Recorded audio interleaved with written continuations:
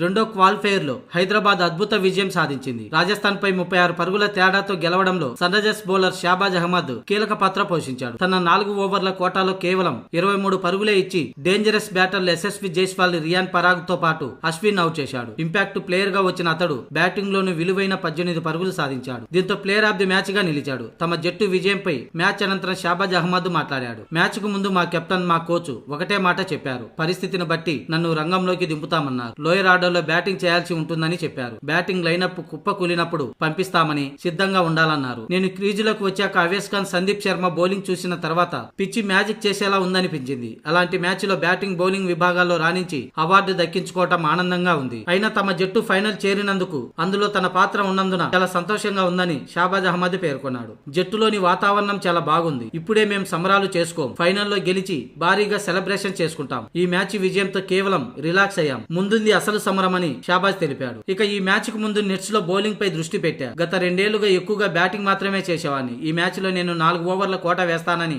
అసలు అనుకోలేదు. అయినా కీలక సమయంలో నా ప్రదర్శన ఇప్పుడు చాలా సంతోషాన్ని ఇచ్చిందని, టైటిల్ కు మరొక అడుగు దూరంలో నిలిచామని, అదొక్కటి సాధిస్తే ఇంకా చాలా సంతోషంగా ఉంటుందని షాబాజ్ తెలిపాడు.